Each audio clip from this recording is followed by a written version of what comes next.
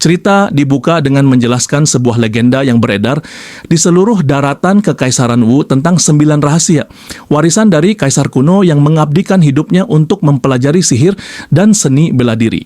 Kaisar kuno adalah sosok terkuat di benua ini. Seluruh pengetahuan yang ia miliki diwariskan ke dalam sebuah buku, namun buku tersebut terpecah dan tersebar ke seluruh penjuru dunia. Buku tersebut dijuluki Buku 9 Rahasia. Dan dengan mempraktikkan buku ini, kamu dapat mencapai dunia surga dan bumi, dan surga dan bumi berada di telapak tanganmu. Sekerang buku ini berada di tangan seorang kaisar sihir. Dialah kaisar sihir Zhuo Yifan, sosok dingin dan kejam yang telah menguasai buku 9 rahasia, berdiri di puncak kekuasaan dengan tatapan yang mampu mengguncang surga dan bumi. Kabar tentang buku kuno tersebut akhirnya bocor ke seluruh penjuru negeri.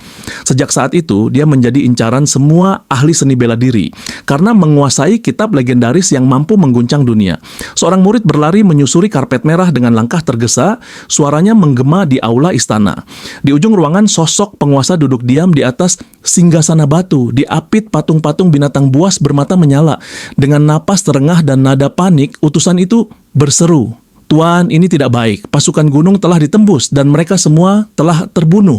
Ternyata itu Zhao Cheng, murid setia Zhuo Yifan. Dia berlutut dengan wajah tegang. Nada suaranya penuh kekhawatiran saat ia berkata bahwa tidak lama lagi 7 kaisar akan tiba. Namun di hadapannya, sang penguasa hanya memalingkan wajah dengan ekspresi tenang. Dengan suara datar dan penuh wibawa, ia menjawab singkat, "Tidak perlu panik." Dengan langkah mantap, sosok berjubah hitam berdiri menghadap cahaya di ambang pintu. Suaranya dingin namun syarat keangkuhan. Ia menyatakan bahwa bahkan 7 kaisar bukanlah tandingan kekuatannya. Namun satu hal berada di luar perhitungannya. Mereka ternyata berani menghancurkan seluruh pasukannya dan datang menantangnya secara langsung. Di luar, langit bergemuruh oleh kilat dan pasukan besar melayang di udara. Dari barisan itu terdengar teriakan penuh ancaman, menuntut dengan lantang, "Kaisar sihir iblis, serahkan buku itu pada kami." Di bawah langit yang terbelah oleh kilat, sosok itu melangkah maju dengan senyum meremehkan. Rambutnya berkibar tertiup angin badai, sementara aura gelap menyelimuti tubuhnya. Dengan nada penuh ejekan, ia berkata bahwa mereka hanyalah sekelompok prajurit semut, makhluk hina yang bahkan berani menantangnya. Dari balik langit kelam yang bergejolak, sebuah sosok melesat turun dengan aura menekan. Melihat itu, salah satu dari mereka berteriak panik, memperingatkan agar semua berhati-hati. Wajahnya pucat saat matanya membelalak menyadari tekanan mengerikan yang mendekat. Dengan suara gemetar namun tegas, ia berseru, "Dia datang!" Kilat menyambar langit saat cahaya pedang membelah udara. Dalam sekejap, tebasan itu meluncur tanpa ampun, menembus tubuh para penyerang satu persatu. Darah muncrat di tengah badai, jeritan terputus sebelum sempat terucap. Sosok itu jatuh terhempas ke tanah, terbelah oleh kekuatan yang bahkan tak sempat mereka sadari telah datang. Suara lantang menggema dari balik badai, menyebut namanya dengan penuh ancaman, Kaisar sihir Zhuo Yifan. Namun ia hanya mengangkat wajah, alisnya sedikit terangkat, seolah heran. Bibirnya melengkung tipis. Dengan tawa rendah yang syarat ejekan, ia berkata bahwa akhirnya mereka juga datang ke hadapannya. Tubuhnya melayang santai di udara, jubahnya berkibar di tengah pusaran energi. Dari berbagai arah, kekuatan besar bermunculan. 7 kaisar turun bersamaan, aura mereka menekan ruang di sekitarnya. Dengan suara menggelegar, mereka menuntut satu hal, buku 9 rahasia. Jika diserahkan, nyawanya akan diampuni. Namun pria itu hanya tersenyum lebih lebar. Tatapan merahnya menyala penuh ejekan. "Kalian bersama-sama pun tidak akan mampu mengalahkanku," senyum Sin.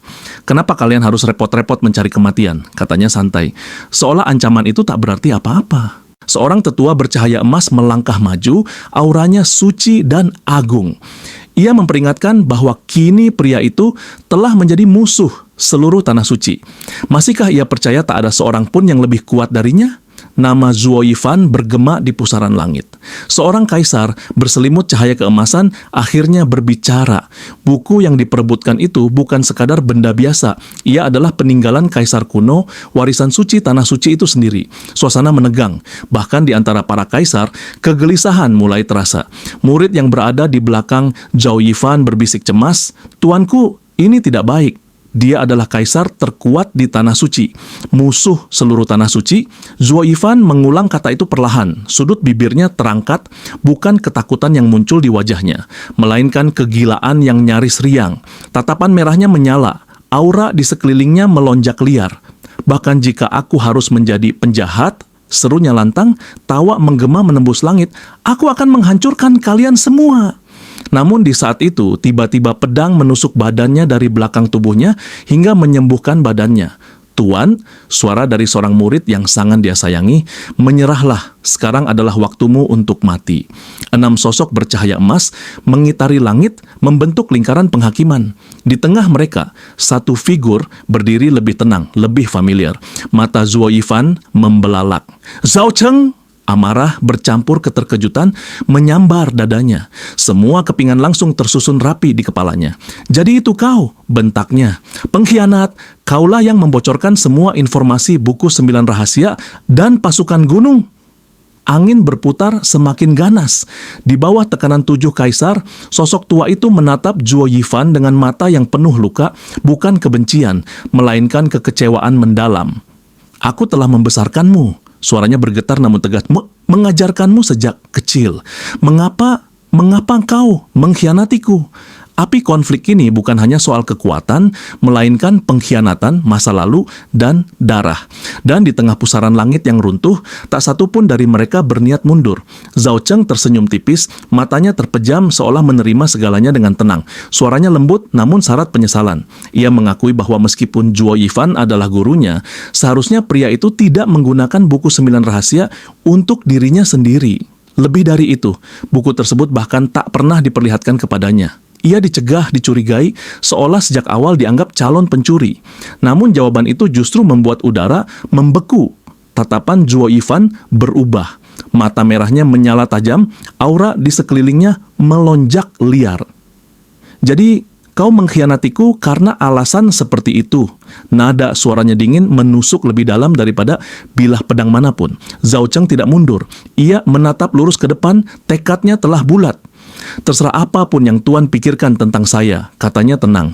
Tapi sekarang, apa Tuan tahu satu hal? Ia mengangkat senjatanya perlahan. Tuan tidak bisa lolos lagi. Bukankah semua ini justru yang Tuan ajarkan kepada saya? Kilatan cahaya meledak. Dalam sekejap darahnya muncrat, tubuhnya terhuyung, namun senyum tipis justru muncul di bibirnya. Hahaha. Zhao Cheng tawanya pecah, liar dan penuh ejekan. Aku memang telah mengajarkanmu sejak kecil, tapi kau terlalu cemas, terlalu sempit dalam berpikir. Darah menetes dari sudut bibirnya saat ia melanjutkan, di dunia ini tidak ada seorang pun yang benar-benar kau percayai. Tawa kerasnya mengguncang langit. Tubuhnya melesat ke udara, jubah hitamnya berkibar bagai sayap iblis. Dari bawah Zhao Cheng mengejarnya, pedang terhunus, namun jarak di antara mereka justru semakin melebar. Dan di tengah pusaran cahaya dan kehancuran itu, Zuo Yifan tertawa, bukan sebagai guru, bukan sebagai korban, melainkan sebagai monster yang baru saja terbangun sepenuhnya. Dengan senyum gila dan mata menyala merah, ia tertawa keras. Tanpa sedikit pun keraguan, ia menyatakan bahwa ia akan menghancurkan buku 9 rahasia bersama tubuhnya sendiri agar tak seorang pun dapat memilikinya. Wajah para kaisar langsung berubah. Teriakan panik menggema di udara, ini buruk. Jika dia benar-benar melakukannya, ledakan itu akan melahap segalanya, bahkan dirinya sendiri. Detik berikutnya, energi mengamuk tanpa kendali. Cahaya biru dan emas meledak dari pusat tubuhnya, merobek langit dan bumi. Suara dentuman dahsyat mengguncang dunia, seolah hukum alam runtuh dalam satu tarikan napas. Dan di sebuah hutan yang porak-poranda, tubuh-tubuh tergeletak tak bernyawa, darah mengalir membasahi tanah.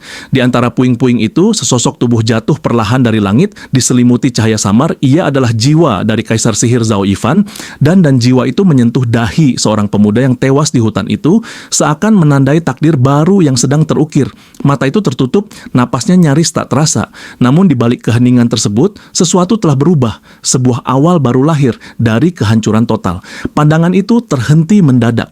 Sepasang mata terbuka lebar, dipenuhi keterkejutan yang belum sempat dipahami. Sekarang, ini adalah aku. Tangannya terangkat perlahan, menatap jemari asing yang terasa nyata. Terlalu nyata untuk disebut ilusi. Kesadaran menghantamnya seperti palu. Ia tidak pernah menyangka akan dihidupkan kembali, terlebih dalam tubuh seorang bocah yang sama sekali tak dikenalnya. Ingatan lama masih utuh, kekuatan lama masih terasa samar, namun wadahnya kini rapuh dan lemah. Ia menunduk, napasnya berat. Pada saat itu, suara gemerisik dari dalam hutan memecah keheningan. Angin berdesir. Instingnya berteriak bahaya. Dari balik pepohonan, bayangan-bayangan besar bermunculan. Binatang buas, mata mereka berkilat, gigi tajam terbuka, aura liar menyebar tanpa kendali. Tekanan mencekik udara di sekitarnya. Berisik, diam kalian. Suaranya rendah, dingin, dan penuh wibawa yang tak seharusnya dimiliki tubuh ini. Detik berikutnya, tatapannya berubah tajam. Aura tak kasat mata menyapu hutan. Seketika, binatang-binatang itu gemetar. Yang berlari tunggang langgang, yang terdiam ketakutan, bahkan burung-burung di udara terbang menjauh seolah melarikan diri dari sesuatu yang lebih mengerikan daripada predator manapun. Hutan kembali sunyi. Hanya dedaunan yang masih bergoyang menjadi saksi kebangkitan sebuah eksistensi yang seharusnya telah mati. Di tengah hutan yang sunyi, seorang pria tergeletak dengan napas tersengal. Dengan suara penuh keputusasaan, ia berteriak, "Argh, Zofan, tolong selamatkan aku." Seorang pemuda berhenti melangkah, tatapannya dingin penuh selidik. Dia, seharusnya orang yang dikenal bocah ini sebelum dia hidup kembali, indranya bergerak merasakan aliran energi di tubuh pria itu. Bagus, kekuatannya ada di lapisan kedua. Ini bisa digunakan. Tanpa ragu, ia melangkah mendekat. Akan kuserap kekuatannya. "Tunggu, apa yang kau lakukan?" Teriak pria itu panik, namun sudah terlambat. Tangan pemuda itu menempel di wajahnya. Aura dingin dan menindas langsung menyelimuti tubuh korban. "Kau bukan Jovan, siapa kau sebenarnya?" jeritnya ketakutan. Pemuda itu menunduk sedikit, lalu tersenyum. Senyum tipis yang membuat bulu kuduk berdiri. "Kau benar, aku memang bukan dia." Matanya bersinar tajam, penuh kegilaan dan keanggunan yang mengerikan. "Aku adalah Kaisar Sihir, Zuo Yifan." Energi gelap meledak dari telapak tangannya. Teknik 9 rahasia Drain Touch. Dalam sekejap, kekuatan hidup korban tersedot habis. Tubuhnya kejang, lalu terdiam selamanya, meninggalkan suara retakan nasib yang tak bisa dihindari. Cahaya pagi menembus celah pepohonan, menyinari hutan yang masih basah oleh embun. Kabut tipis perlahan memudar, menyisakan keheningan yang kontras dengan apa yang baru saja terjadi semalam. Dalam benaknya terngiang catatan dari buku 9 rahasia.